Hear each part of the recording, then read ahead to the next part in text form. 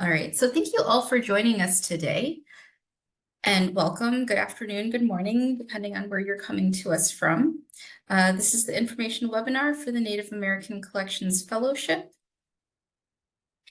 My name is Kendall Trehane, and I will be taking you through the webinar today. I'm also joined with my colleague, Sam McGirt. He is our staff assistant in the Office of Outreach and Engagement at the museum. So first, just a few quick housekeeping tips. So this is a Zoom webinar. All attendees are automatically muted throughout this webinar. If you do have a question though, please feel free to go ahead and use the Q&A button on your screen. Hopefully your Zoom screen looks as the image below. But go ahead, feel free to enter any questions you have in the box. We'll try to stop periodically to check in on that question box, but we do also have dedicated Q&A time at the end of this webinar so that we can really focus on those questions that you may have. If for some reason you run into issues using the Q&A feature, you can also use the raise hand feature, and we can assist you in getting your question answered verbally. So just to give you a little overview of today's webinar, first I'm going to give you a little bit of a welcome and an introduction to the National Museum of American Indian, in case there are folks on the line who maybe are not as familiar with our institution. Then we'll go into an overview of this specific fellowship program, followed by a walkthrough of the online application process, and we'll conclude with that question and answer period.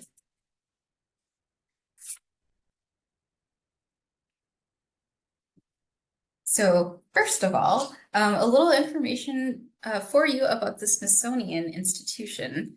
So the Smithsonian Institution is the world's largest museum, education, and research complex. It was established in 1846 and currently consists of 21 museums plus the National Zoo. We are also in the process of forming 2 additional museums, the National Museum of Women's American History and the National Museum of the American Latino. We also have 9 research centers and a recording label, 21 different branch libraries. We have approximately 6,700 employees and 13,500 volunteers, and then also approximately 3,000 interns, fellows, and researchers annually. We are a quasi-federal agency, which means that we are a mix of federal and grant funds and have 215 affiliate museums located across the United States and Puerto Rico and Panama. And this is just a picture of one of our museums on the screen, the Cooper Hewitt Design Museum. Not all of our museums are located in the Washington, D.C. area, and so this is an example of one of our Smithsonian museums that is located in New York. More specifically, to hone in on the National Museum of American Indian, so we were established through an act of Congress in 1989. Our collections largely come from the High Foundation in New York. George Gustav High was a collector in the 1900s. When the NMAI Act was established, those collections transferred to the Smithsonian Institution and became the National Museum of the American Indian. We do have 3 facilities. So not just the location on the mall, we have our George Gustav High Center in New York, which officially opened in 1994. We also have our Cultural Resources Center in Suitland, Maryland, which is where the majority of our collections are stored and housed. That opened in 1999. And then, of course, our museum on the mall opened in 2004, and we are celebrating our 20th anniversary this year.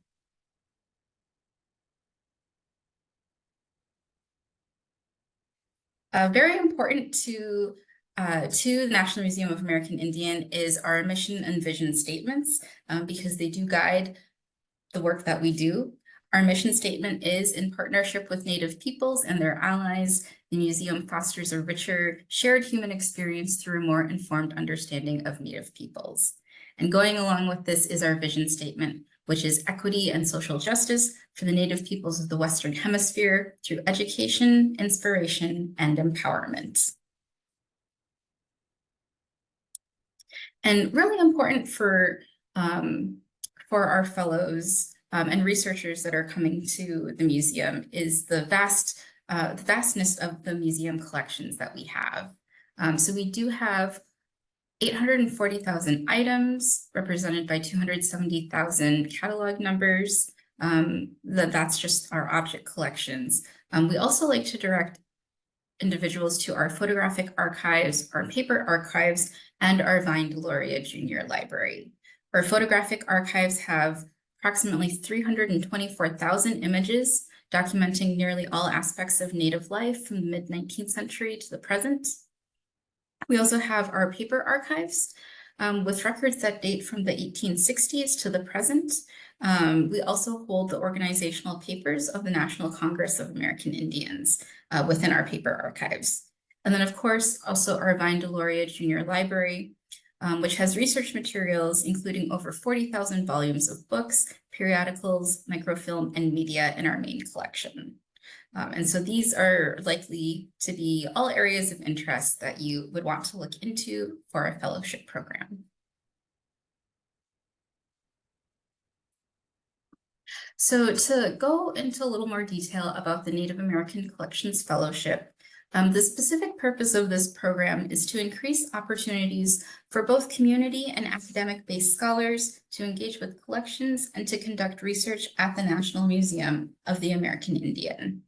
This is a one-year fellowship program, and we do require that at least 9 months of those be spent on site in the Washington, D.C. area so that you can access our collections materials, which are located at that Cultural Resource Center.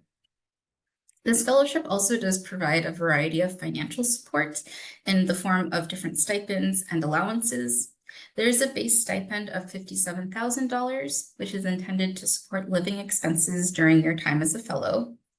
There's also an additional research allowance of $4,000, and this is provided for different research-related costs, things like equipment, supplies, research-related travel, or other supports that you may need to conduct the research that you're doing. We also have a $5,000 health insurance allowance, which is intended to assist with any healthcare costs during the fellowship period. And then additionally, there is a one-time travel allowance to support a one-time round-trip travel to the Smithsonian from your home location. Another feature of this program is additional professional development and networking opportunities, and I'll go into those in a little more detail on the next slide.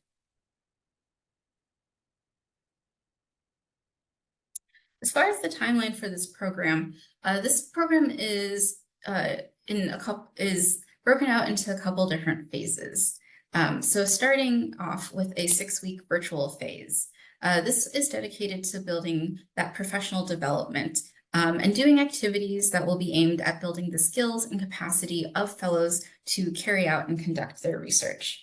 This will include things like training and orientation to the museum's collections and other resources that may be of interest at the Smithsonian or in the Washington, D.C. area.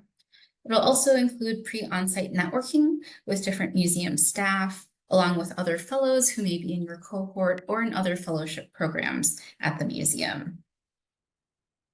The main purpose of this period, though, is to really help with refining those research projects that you are putting forth in your proposals, along with your research timelines for conducting activities. And you'll be refining your research projects and timeline in consultation with different museum staff. After that 6-week virtual phase, where we hopefully have given you some preparation and onboarding prior to your arrival, that's when you'll come on site and start doing your on-site research activities. The fellowship period itself goes from September 1st of 2024 to August 31st of 2025. After that, the fellowship period concludes, and at that point, you will be eligible for additional post-fellowship support. That fellowship support is really aimed at sharing the information, sharing the experience and the information that you've gained at the museum back to a community that is impacted or affected by the research that you're doing. So this is in support of a community-based project to be able to do that work in support after the fellowship period. That post-fellowship support should be used within the first 6 months after completing the fellowship. So it is available in that 6-month window until March 31st of, oh, that should say 2026.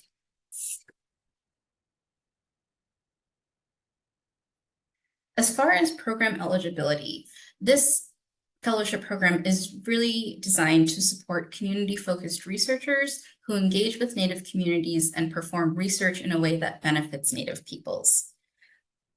So keeping that in mind, individuals that would be best suited for this type of fellowship would include people that have research projects that are beneficial to a community with collections that are housed at the museum. Individuals that might consider themselves early in their research or scholarly careers, or have conducted previous work and could benefit from the additional guidance and mentorship that this fellowship provides. People that have engaged with Native communities or have a history of working with Native peoples. And then, of course, individuals who would be able to relocate to Washington, D.C. For at least 9 months to be able to conduct their on-site research. As far as the application is broken out into several major components, and you'll want to make sure that these are addressed so that we can consider your application complete and available for review. So first of all, when you log into the application system, and I will give you a walkthrough of the system a little later on in this, but you'll see some basic information asking for your contact information. We'd also like to know, for the purposes of the travel allowance, where you're coming from, so we can help calculate some of those costs. So you'll see information for your contact and travel information. We'll also ask you for a proposed project or research title. And then the really major important thing is your research proposal. So this should be, we have 6 elements laid out here. Make sure that you address each of these in your proposal, but you'll want to make sure you address the research, a description of the research that you plan to undertake, along with any methods that you might be utilizing. Also the importance of your research, both in terms of your own professional goals or motivations, but really also in the importance of it to Indigenous communities who are impacted or affected by the research.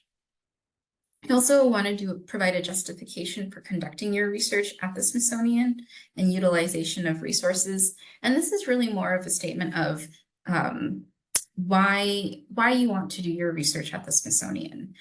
What are the resources? What are the collections that we have that you are really looking to utilize during your time here? If you have any current consultation or collaborations with Indigenous communities, particularly as it relates to the work that you'd like to do during the fellowship period, please make sure to include that. And then, although this fellowship is really focused on utilizing collections at the National Museum of American Indian, if you are interested in any other non-NMAI collections or non-Smithsonian collections, while you're in the Washington, D.C. area, please feel free to share that as well. Washington, D.C., we know can be quite the journey for some people to travel to. And so we want to make sure that you're able to not only use our collections, but if we can connect you to others in the area too, we would like to do that. And then lastly, and also importantly, please make sure you list 2 or 3 NMAI research staff in your proposal that you would be interested in receiving advising from and why you chose those individuals. Along with the research proposal, these are also other major components that you'll be asked for in the application. We'll ask for a timeline for conducting research activities. This doesn't have to be a perfect plan set in stone. We have that 6-week virtual period to sort of tighten up your timeline a little better. But we just want a general idea of how you envision spending your time during this fellowship. We'll also ask for a budget plan for that research allowance. Again, that's the $4,000 allowance that you have for any research-related costs. Again, this is something that can be edited or redesigned as the fellowship goes on, but we would like to see a general idea of how you anticipate spending those funds. Also, please make sure to include a resume or CV.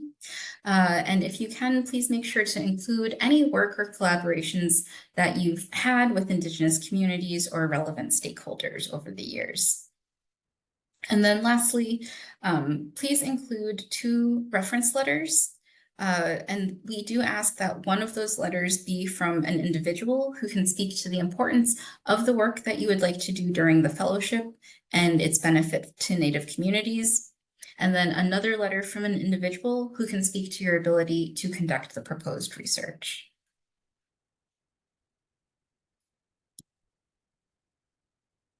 And these are some additional components that you'll also see. One is an option to upload academic transcripts.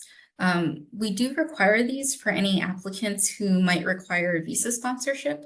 And this is because the Smithsonian Institution sponsors its fellows through the J-1 visa program for researchers, and that is a requirement of that visa process. You are welcome to upload unofficial transcripts, as we know that those can often be easier to acquire. And then one last thing to note, because we do get inquiries from individuals that are First Nations in Canada, but individuals who are eligible under things like the Jade Treaty usually do not need visa sponsorship. And then one other section that you'll see in the application, and I'll show this to you when we go through the online version, is there's an additional questions section. And that will just ask you about any scheduling concerns or obligations you might have during the fellowship period. This does not have an impact on your application. This is just helpful for us to know in terms of preparation and planning. And then we'll also ask for some research-specific questions regarding some research items that we may need to run through our central office. So as far as selection criteria, and this is what our review team will be thinking of as we're reading through applications. So we're going to be looking for things like applicant eligibility. One of the things that we are really interested in is use of NMAI resources. We like to prioritize fellowship proposals that are really using the collections and using them in ways that are also in service to Native communities. So also that impact or benefit to Native communities. And then also the feasibility of the proposed research. We know that the fellowship period is only a year in length. Is this research that can be accomplished within that time frame?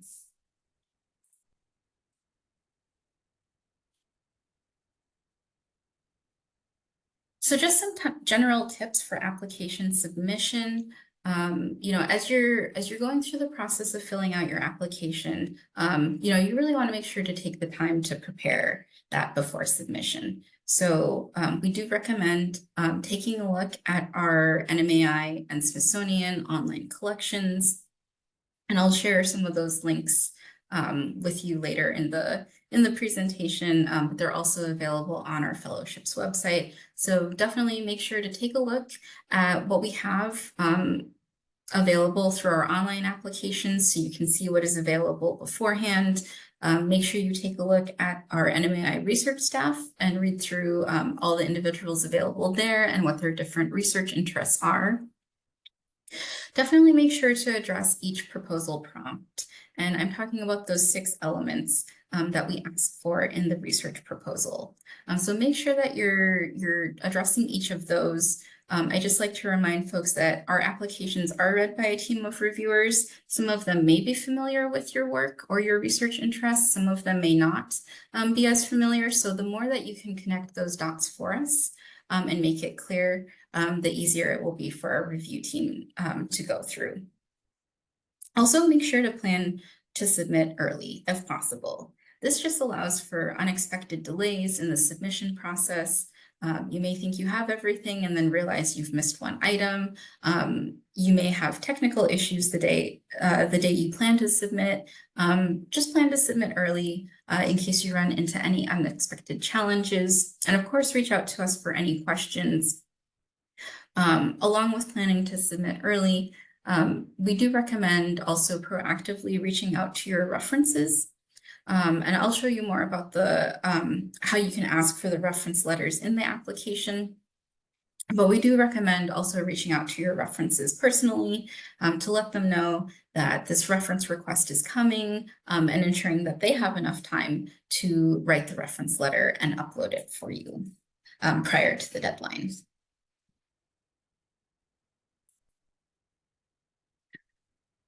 So we use an online application system at the Smithsonian. It's our Smithsonian Online Academic Appointment System, or SOLAA for short.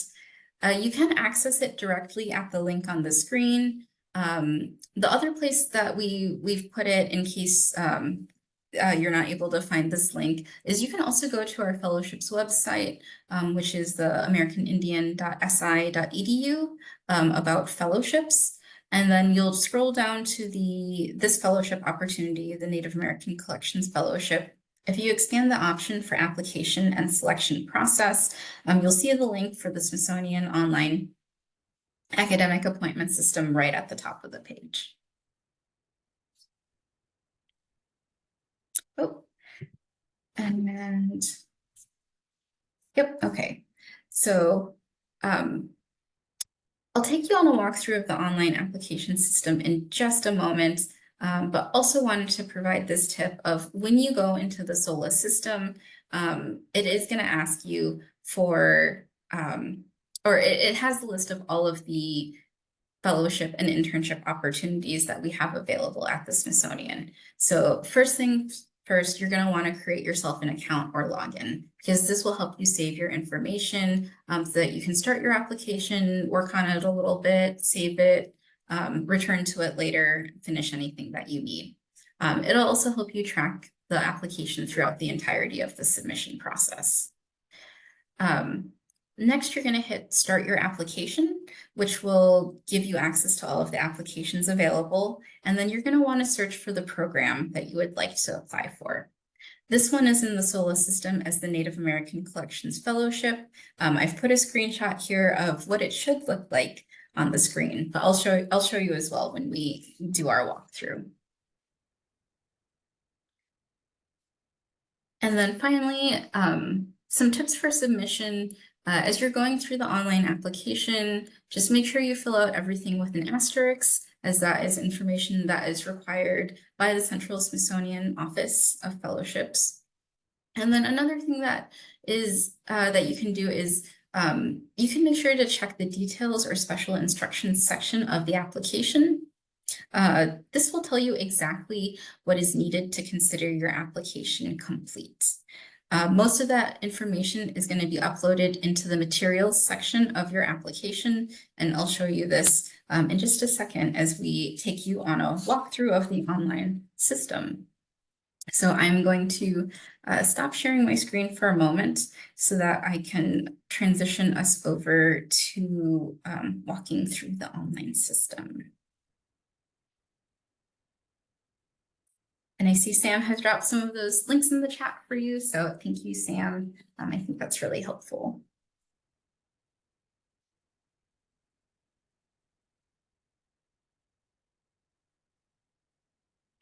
All right. So I'll show you the way that you can get to the SOLAA system through our National Museum of American Indian website. So if you go to our website, here's our landing page. You'll want to head to the About section. This is where the information for our fellowship programs is located. So on this sidebar, you'll go down to fellowships, and then you'll see all of the fellowship programs we have available at the museum.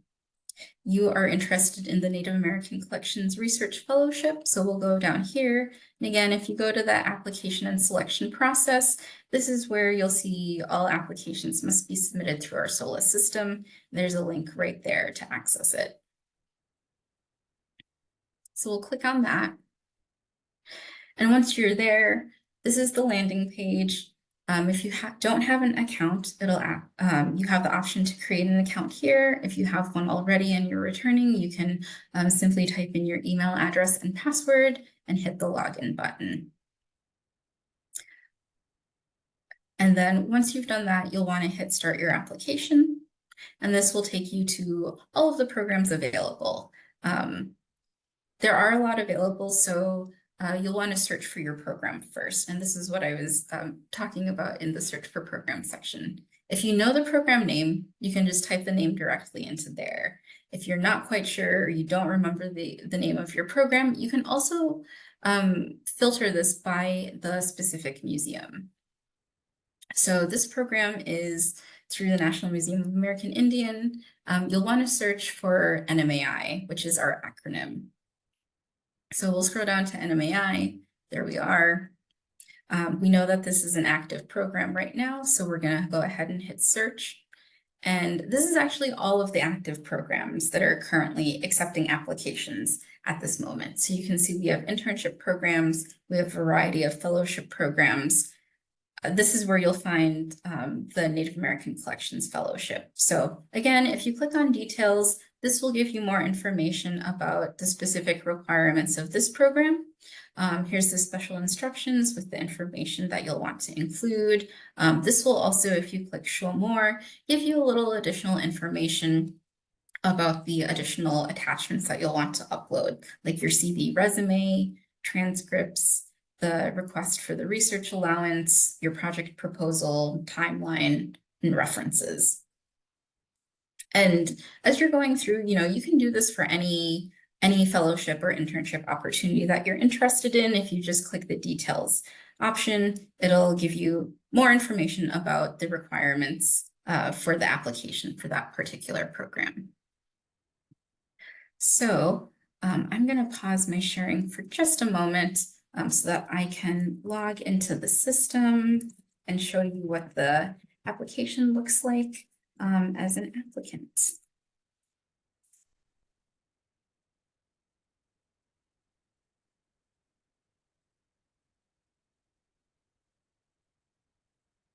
All right, so hopefully you can see my screen again.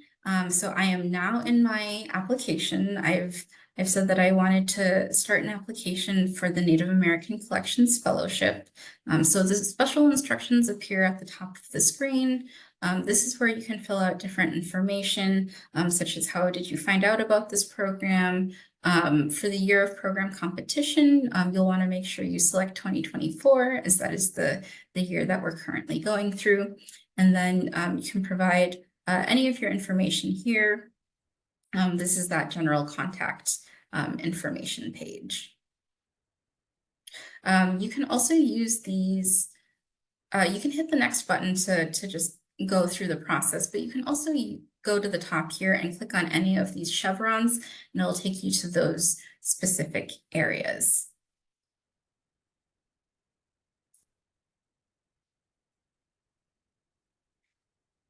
So if I click on current affiliation, it takes me here. There is additional information here that you can fill out. As you can see, not all of it is required, but you can fill out as much detail as you would like.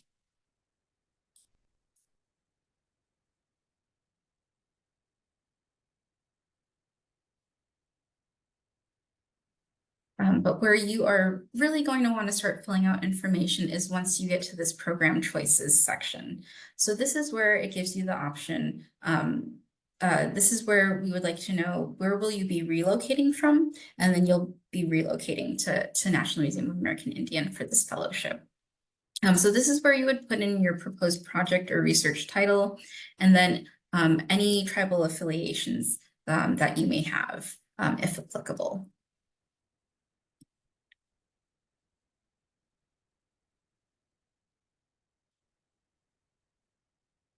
Apologies, there's just a brief lag there. So if you go to the materials section, this is where the majority of your information is going to be uploaded. So we can see here that this is all of the application materials that we are requesting. This should look familiar to you as we went over these in the PowerPoint for the application components, but you can see here the budget request, CV, resume, your research proposal, timeline, and transcripts. If you scroll down, this is where you can upload different information. So you can see here, you have the option to select different application materials. Say I want to upload my budget request. I'll select that option, and I can choose my file. I have some sample ones just uploaded here. So I want to upload, I know this is my research allowance, so I'm going to go ahead and hit upload. And now I can see that this is attached to my application. It is a budget request. Here's the file name that I've named it. I uploaded it on this date. If I realize that I need to make a change to it or I need to upload a different version, I can always delete and re-upload a new one. And just to show you here, I'll upload a sample, that sample as well. So here I can see now I have a CV resume uploaded as well. So make sure that you're choosing the correct application material that you're uploading, and then you have that option to select the appropriate file on your computer.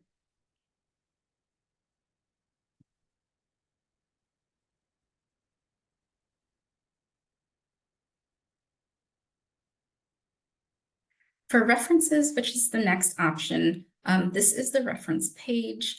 In here is where you're going to want to click this Add New Reference Details button. Once you click that, you'll have the option to fill out the information for your referee. We'll just do that as an example. Okay. All right, so this is giving me a notice that I didn't do the phone number correctly. So let's try this again.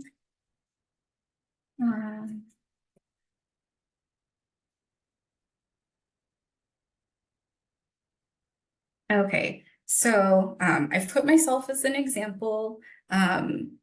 Once you have this ready, the next step that you're going to want to make sure you do is you'll see this little envelope icon. If you click that button, the system will automatically send an email to your reference. The email will say, the email your reference will receive will just say, you know, so-and-so is asking you to submit a reference letter to them for this program. Please click on this link to upload your reference letter.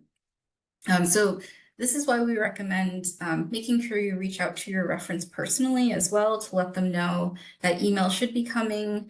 Sometimes it goes into a spam or junk folder, so you might want to let them know that that could be a possibility if they don't receive anything through in time.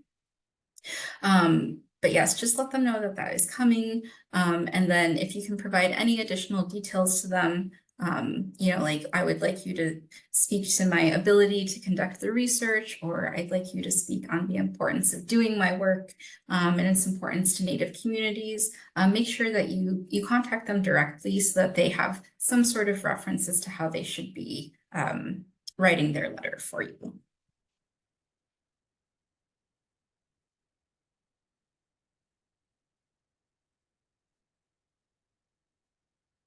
So then lastly, here's that questions section.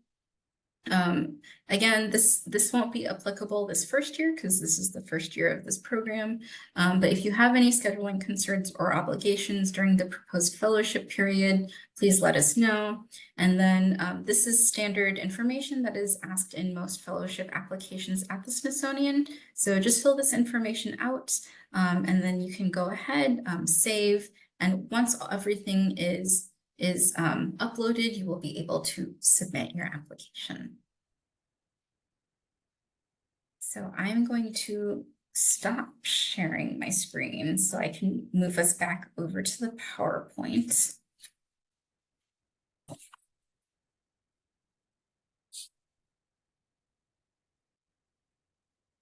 And bear with me for just a moment.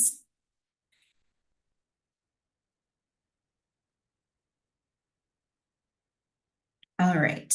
So just some important dates to keep in mind of. The application deadline is April 4th. Again, the fellowship period is September 1st of this year to August 31st of next year.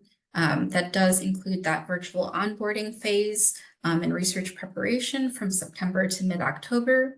And then you'll be able to come on site and do your research between mid-October through August of 2025. So again, additional resources, Sam will drop some of these in the chat for you, but you can also access these again by going to our fellowships webpage, clicking on the option for additional resources, and they should pop up. You know, we have lots of different resources you can look at, the NMAI online collections, also the Smithsonian General online collections, the virtual archives, and libraries. And then if you do want to sort that information so that you're looking at NMAI specific materials in collections, you can filter that by catalog record source. They'll give you the option for the different museums that you can filter by. With archives, it's called archival repository. And again, it gives you those different options. And then with libraries, it's library location. You also might want to take a look at the Smithsonian Opportunities for Research and Study, our SOARS guide, and that lists all of the research staff that we have at all of the Smithsonian museums. And you can again sort through that by each individual museum. But then lastly, we are actively trying to get more and more of our collections online. Not everything is online though. So if you are looking for something and you can't find it, feel free to reach out. You can email me at nmaifellowships@si.edu, and with your specific request, you know, say for example, you're looking for, I'll use my tribe as an example. Say I'm looking for Ho-Chunk baskets.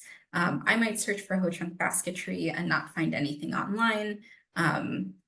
And so feel free to reach out. We can help you with your searches. We can look in our collections database for you in case something isn't filtering correctly. So please feel free to do that. And so then here's my contact information and my face, so you know what I look like. But you can reach me again at the nmaifellowships@si.edu. This is my office number, which you are also welcome to give me a call at.